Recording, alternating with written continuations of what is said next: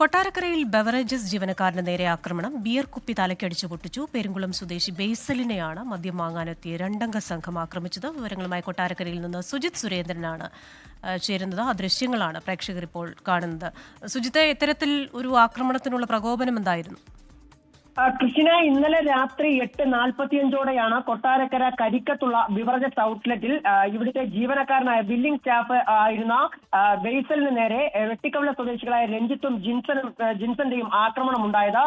മദ്യം വാങ്ങിയ ശേഷം ഇവർ കൗണ്ടറിലേക്ക് എത്തി അവിടെ ഹെൽമറ്റ് ധരിച്ചെത്തിയ ആളെ ചോദ്യം ചെയ്യുകയും തുടർന്ന് അവിടെ ഉണ്ടായിരുന്ന ആളുകളുടെ വനിതാ ജീവനക്കാർ അടക്കമുള്ളവരുടെ ദൃശ്യങ്ങൾ മൊബൈലിൽ ചിത്രീകരിക്കുകയുമായിരുന്നു. ഇത് ബേസൽ തടഞ്ഞതാണ് പ്രതികളെ തുടർന്ന് ഇവർ വാങ്ങിയ ബിയർ കുപ്പി ബേസലിന്റെ തലയിൽ അടിച്ചു പൊട്ടിക്കുകയായിരുന്നു.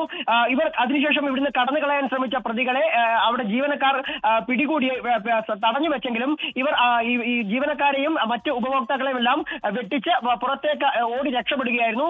സംഭവം കൊട്ടാരക്കര പോലീസിൽ അറിയിക്കുകയും പോലീസ് സ്ഥലത്തെത്തി പരിശോധന നടത്തിയെങ്കിലും പ്രതികളെ കണ്ടെത്താനായില്ല. അതിനുശേഷം ഇപ്പോൾ വിവിധ ഇടങ്ങളിലായി പ്രതികൾക്കായി തിരച്ചിൽ ഊർജിതമാക്കിയിരിക്കുകയാണ്.